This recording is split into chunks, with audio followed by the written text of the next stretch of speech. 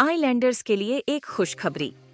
अब सर्जरीज के लिए नहीं जाना पड़ेगा आप लोगों को, आइलैंड से बाहर नहीं करना पड़ेगा जरूरत से ज्यादा पैसे खर्च, क्योंकि अब अपोलो क्लिनिक 11 चरमा में आ चुका है मॉड्यूलर ओटी और आईसीयू फैसिलिटीज, जहां पर सारी सर्जरीज एंड ट्रीटमेंट अवेलेबल हैं। अब सर्जरीज के लिए पोर्ट ब्लेयर और चेन्नई के डॉक्टर्स रहेंगे आपके लिए, तो फिर घर से इतनी दूर क्यों जाए।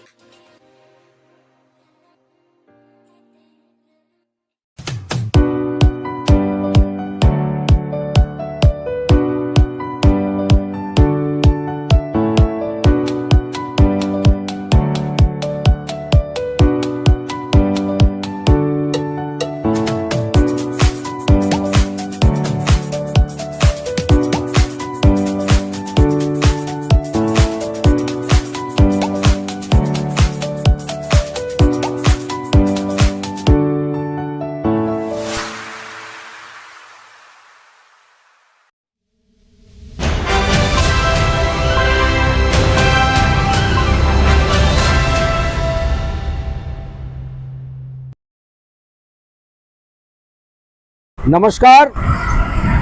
चलिए, इस वक्त में हम जो हैं यहाँ मौजूद हैं हेड पोस्ट ऑफिस, और हेड पोस्ट ऑफिस के सामने ठीक विपरीत दिशा में है। आप देख सकते हैं ये वही शॉप है, कंट्रोवर्शियल शॉप, जिसका मामला इस वक्त में ऑनरेबल सुप्रीम कोर्ट तक जा पहुँचा है। सुप्रीम कोर्ट में जो है इस वक्त में ये मामला विचाराधीन है, और मामला आपको जल्द से जल्द हम याद दिला दें एक बार फिर से कि यहाँ की जो लेडी थी, जो लड़की थी और महिलाएं थी जो इस शॉप को चला रहे थे, एक टेलरिंग शॉप, और इल्ज़ाम ये थी कि उनको गैर कानूनी तरीके से उनके सामानों को बाहर फेंकवा दिया गया, बाहर फेंक करके शटर बंद करके ताला मार दिया गया।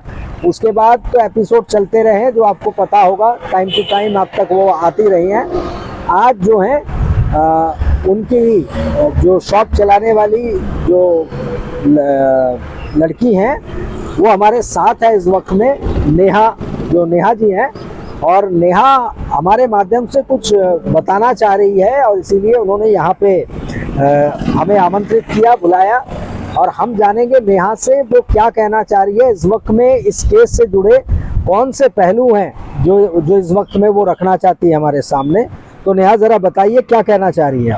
नमस्ते सर, मैं नेहा हूँ, अंडमान एंड निकोबार आइलैंड से। मैंने यहाँ के जेएनआरएम कॉलेज से 2017 में बीकॉम कंप्लीट किया था, और 2 साल मुझे ट्रेनिंग के लिए लगा अपने स्टार्टअप के लिए। मैंने अपना बिजनेस 2019 में टाइम्स के नाम से स्टार्ट किया, जो कि हेड पोस्ट ऑफिस के ऑपोजिट है। मैंने अपने शॉप के लिए 13 लाख रुपए एडवांस अमाउंट दिया था लैंडलॉर्ड को, और महीने के कितने किराया कितने थे? जो लैंडलॉर्ड था उसके साथ हमारा जो एग्रीमेंट है वो हर 11 महीने में रिन्यू होता था, और जो रेंट है वो 5% बढ़ाने की बात की थी उन्होंने, बट आगे चलकर उन्होंने 10% कर दिया। पूरे अंडमान में मेरे 650 प्लस कस्टमर्स हैं, जिसमें से 155 प्लस कस्टमर्स के कपड़े 25/10/2024 से मेरे पास है। 60 अभी पड़े हैं आप? जी, शॉप के अंदर है। और मेरा जो 60 प्लस कस्टमर का कपड़ा जो है वो हमारे तरफ से सर्विसिंग के लिए अभी भी पेंडिंग है। हाँ जी। मेरा जो इंटीरियर वर्क लगा है शॉप में वो 18.2 लाख का लगा था टोटल लेबर कॉस्ट के साथ, जिसमें से मैंने 10 लाख रुपए तक अपने अकाउंट से पे किया, और 8.2 लाख लेबर कॉस्ट को लगा। ओके। जैसे ही मेरा शॉप चलना शुरू हुआ थोड़ा बहुत स्टार्ट के बाद, 3 महीने के बाद 2020 में जो है कोविड-19 आ गया। कोविड-19 आते सर बहुत क्रिटिकल टाइम हो गया सर। उस वक्त भी मैंने डीसी ऑफिस से परमिशन लेकर अपनी और अपने स्टाफ की जो लाइफ है उसको रिस्क में रखते हुए 15 लाख से ज़्यादा मास्क प्रोड्यूस किया, और अंडमान एंड निकोबार 15 लाख मास्क बनाए आप? 15 लाख मास्क बनाए, प्रोड्यूस किया, और अंडमान एंड निकोबार एडमिनिस्ट्रेशन और अंडमान के पब्लिक को बांटा कुछ मास्क। मैंने सोशल प्रोफेशनल के साथ सोशल वर्क भी आपने किया? जी। उस वक्त भी मैंने रवि को, वो पूरे कोविड टाइम का पीरियड जो चला उस वक्त भी मैंने उसको रेंट दिया था पूरा ही।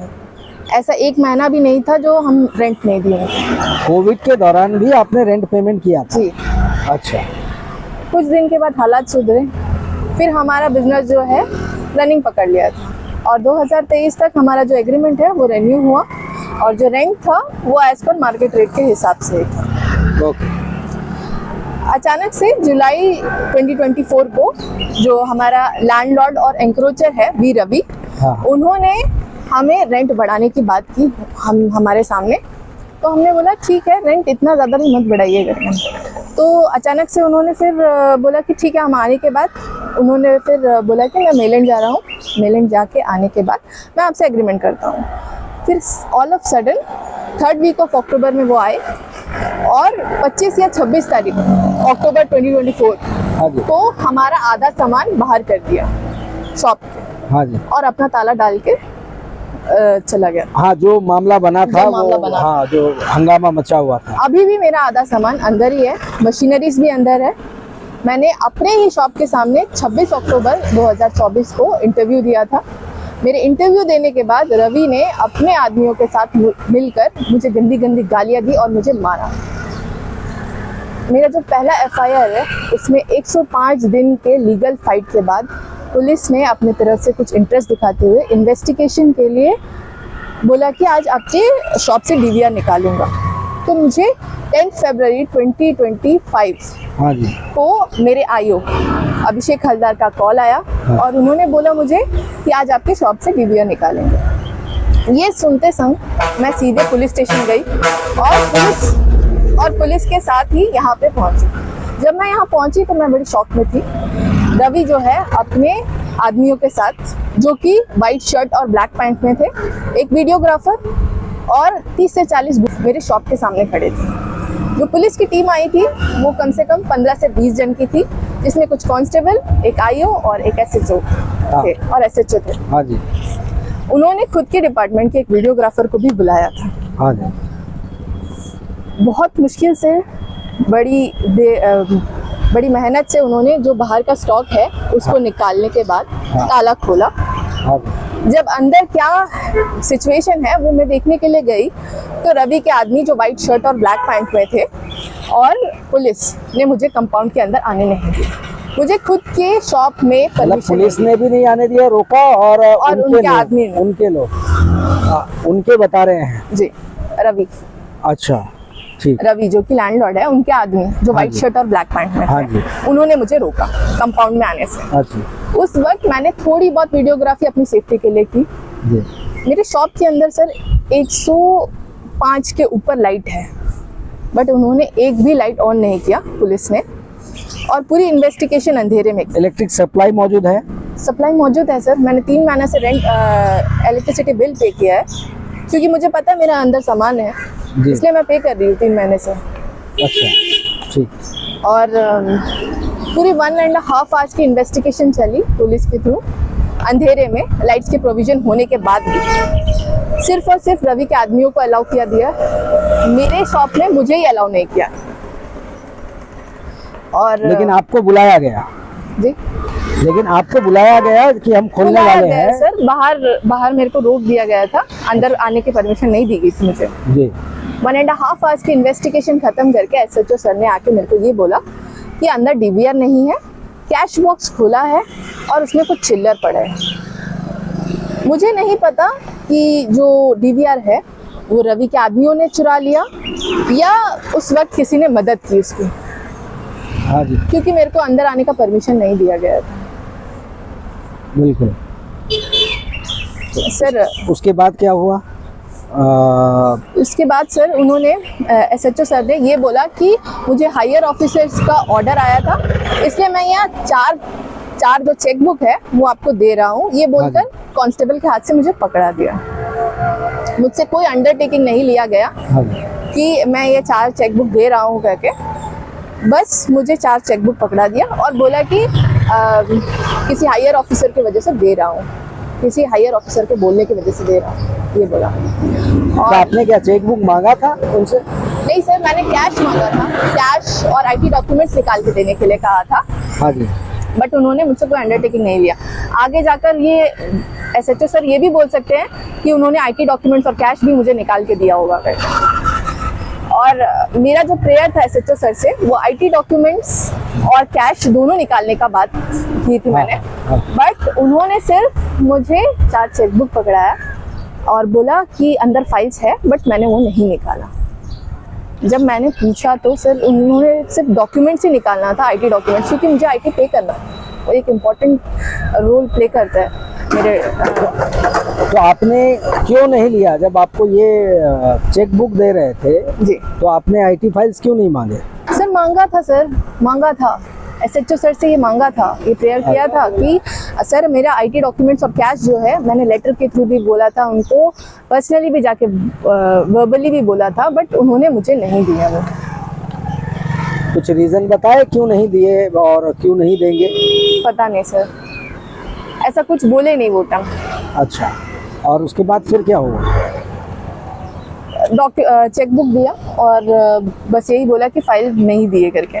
और मैं चाहती हूँ जो उन्होंने पूरी वीडियोग्राफी की इन्वेस्टिगेशन की, तो वीडियोग्राफी आके अप्रोप्रिएट कोर्ट में वो पेश करे और मुझे भी एक कॉपी दे मेरी सेफ्टी के लिए। उनका जो भी गवर्नमेंट फीस है मैं देने के लिए रेडी हूँ। मैंने 3 महीने से सारे अपने ईएमआई, जो लोन के ईएमआई है, और स्टाफ की सैलरी अपने गोल्ड को मॉर्गेज करके दिया है। मेरा जो आपके गोल्ड को मॉर्गेज करके आपने स्टाफ की सैलरी और लोन दिया है, लोन बांधा है, हाँ ईएमआई। तो अगर आपको ये डॉक्यूमेंट्स चाहिए होगा या फुटेज चाहिए होगा, वो तो आपको लिखित में मांगना होगा। सर लिखित में मांगने के लिए भी रेडी है, और जो डॉक्यूमेंट्स जो उनका लगेगा गवर्नमेंट फीस, वो मैं देने के लिए भी रेडी हूँ। मैं चाह रही हूँ कि वो जो अप्रोप्रिएट कोर्ट में अभी केस चल रहा है वहाँ पे वो पेश करे। अगला स्टेप आप जैसे आप बता रही थी कि अब सुप्रीम कोर्ट में है, जी ऑनरेबल सुप्रीम कोर्ट में अब विचाराधीन है, वो अब उनका फैसला जो होगा वो तो अंतिम फैसला होगा जो भी है। सर वो सिर्फ इंटरिम एप्लीकेशन के लिए, पूरा अच्छा। केस वहाँ पे नहीं है, इंटरिम एप्लीकेशन का केस वहाँ पे चल रहा है। अच्छा, इंटरिम एप्लीकेशन जी जी। सर कुछ पॉइंट मिस हो रहा है तो मैं एक बार, हाँ जरूर जरूर, क्योंकि बहुत सारा पॉइंट मिस हो जाता है। ठीक है, ये जरूर। केस ऐसे भी बहुत कॉम्प्लिकेटेड है, तो इस वजह आपने लिखा हुआ है से जी। तो ठीक है, आप देखकर बताइए। Okay sir. इस केस में जो है पुलिस ने सिर्फ 1 साइडेड काम किया सर। मेरा जो सेकंड एफआईआर है वो 27। लेकिन आप इल्जाम लगा रही हैं जी। पुलिस पे, ऐसी कौन सी चीजें हैं जो आपको लगा कि पक्षपात है? पक्षपात है सर मेरे ही शॉप में मुझे परमिशन नहीं दिया, मेरा डीवीआर निकालने के लिए मुझे ही अलाउ नहीं किया। वहाँ कैश मिसिंग है, क्या क्या मिसिंग है मुझे नहीं पता सर। वो तो मेरे को कम से कम दिखाना चाहिए था कि आपके शॉप के अंदर क्या है क्या नहीं है। जब उनको पता था कि वो मेरी शॉप है तो मुझे बुलाया, बट बाहर ही रोक दिया, परमिशन ही नहीं दिया अंदर आने का। अंदर क्या हालत में, क्या मेरा शॉप में क्या मिसिंग है वो मुझे नहीं पता ना सर।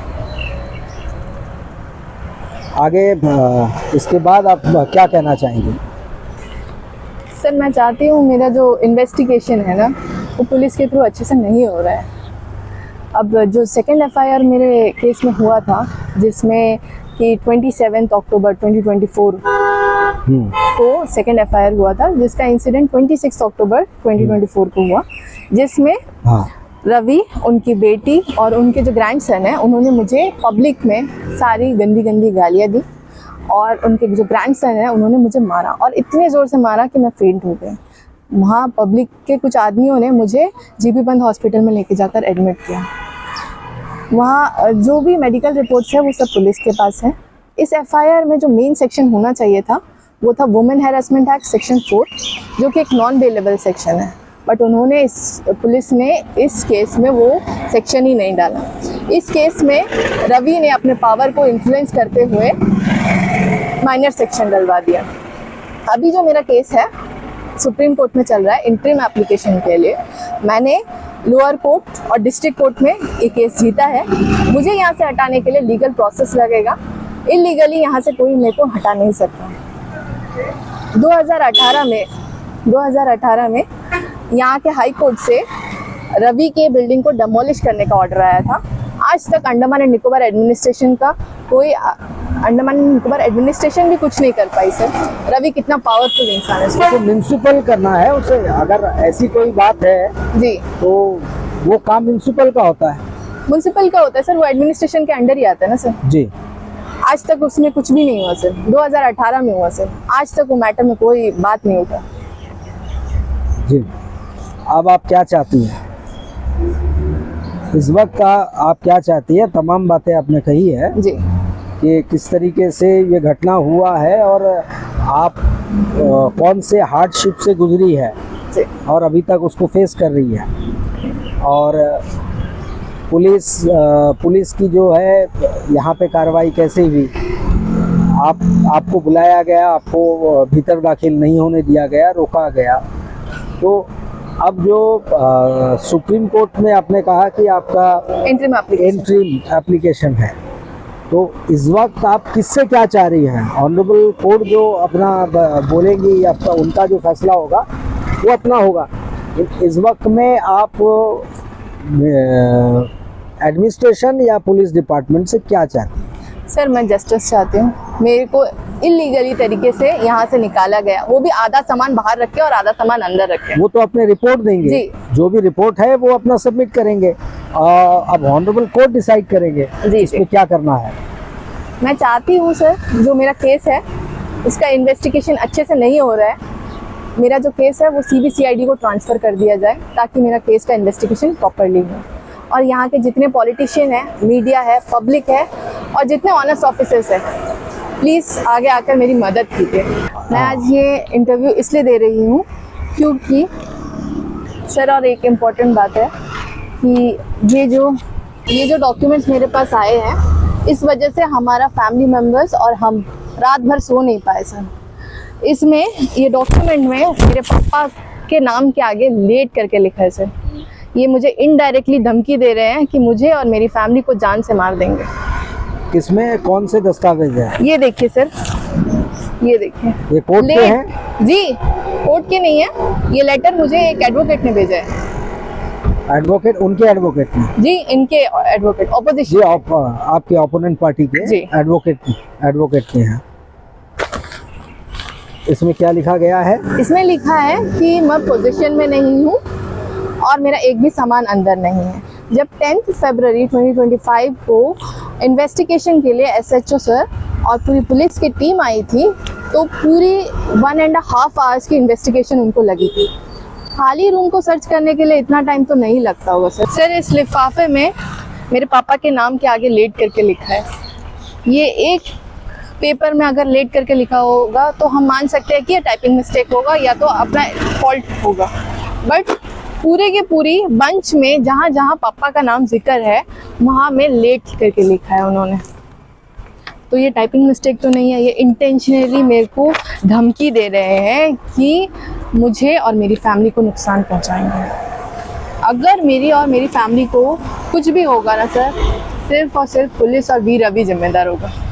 ये आपको थ्रेट लग रहा है जो इस वक्त में यहाँ पे आप बता रही है कि लेट फादर के आगे, और हर जगह पे लेट लिखा हुआ? जी, मेरे पापा के जहाँ जहाँ नाम लिखा है, पापा का नाम, उसके आगे लेट ही लिखा है सर। एक जगह टाइपिंग मिस्टेक हो सकता है, हर एक जगह में टाइपिंग मिस्टेक कैसे हो सकता है सर? इंटेंशनली मेरे को धमकी दे रहे हैं कि मुझे। ये आपको लग रहा है अभी कि आपको धमकी है? धमकी सर, अगर पेपर में लिख दिया है कि लेट है करके, तो मतलब उन लोग धमकी ही दे रहे हैं। अगर मुंह से ऐसे बोल दिया कि हाँ लेट करके, गलती से एक बार निकल गया, समझ में आता। पूरे डॉक्यूमेंट्स में लेट करके लिखा है, सामने एनवेलप में लिख के रखा है। थोड़ा दिखा सकते हैं आप? जी जी,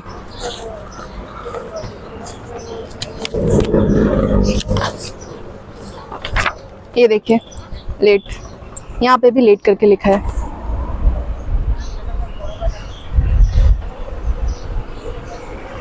यहाँ लेट को काटा गया है? मैंने काटा था सर, मेरे को लगा कि इंटेंशनली नहीं करके गलती से कर दिए करके। बाद में मैंने सारे डॉक्यूमेंट्स को देखा, तब सब में लेट करके लिखा है। आगे और भी पेपर्स है। तो अब आपको ये ये देख करके आपको खतरा लग रहा है। इसके बीच में ये केसेस जो आपके चल रहे हैं जी। इसके बीच में कभी ऐसा आप लोगों को महसूस हुआ कि कोई धमकियां या फिर कुछ इस तरीके की गतिविधि ऐसे आप लोगों के साथ में? अभी तक तो नहीं हुआ था सर, क्योंकि अभी तक हम लोग यहीं पे थे। अब सुप्रीम कोर्ट में चले गए, इसलिए धमकियां मिल रही है हमको। ये आपको अब लग रहा है? जी। तो आखिरकार आप यही चाह रही हैं कि आप न्याय हो? हो सर, इन्वेस्टिगेशन प्रॉपरली नहीं हो रहा है सर पुलिस के थ्रू। देखिए, Please। न्याय तो न्यायालय ही करेंगे। जी, जी। उनके जजमेंट का हमें इंतजार तो करना होगा, आपको भी करना होगा। तो आप बट सर इनमें इस केस में 2 क्रिमिनल केस जो है हुआ था, जिसमें 2 FIR कटा था, एक ट्रेसपासिंग और एक मेरे को असॉल्ट करने का। आज तक वो कोई भी डॉक्यूमेंट कोर्ट में सबमिट नहीं हुआ सर। अगर उन लोग बोल रहे हैं कि 7 साल से कम का सजा भी है, तो उसमें एक सम्मन होना चाहिए कोर्ट के थ्रू। वो सम्मन भी नहीं दिया गया, कोर्ट में आज तक पहुंचा ही नहीं सर। हम लोग CA डाले तो CA वापस हो गया था। आज तक क्या करे करके इन्वेस्टिगेशन में कोई भी डॉक्यूमेंट सबमिट नहीं है ये FIR का। तो चलिए, हम केवल इंतज़ार अब कर सकते हैं जी। और उम्मीद है कि आपकी जो बातें हैं, आपकी जो प्रेयर है वो वहाँ तक पहुँच जाएगी। और उम्मीद करेंगे कि जो भी होगा अच्छा होगा, और जो सच्चा है, जो ठीक है और जो पाया जाएगा कोर्ट की फाइंडिंग्स में, वो जजमेंट जस्टिस दिलाने में मदद करेगी। जी सर, मेरे पास सिर्फ सच ही है सर। मैं सच के साथ ही लड़ रही हूँ, यहाँ पे अकेले लड़ रही हूँ। और मैं चाहती हूँ कि कोई मेरी मदद के लिए आगे आए, पॉलिटिशियन हो या पब्लिक हो या मीडिया हो, या तो ऑनेस्ट ऑफिसर कोई अंडमान एंड निकोबार एडमिनिस्ट्रेशन।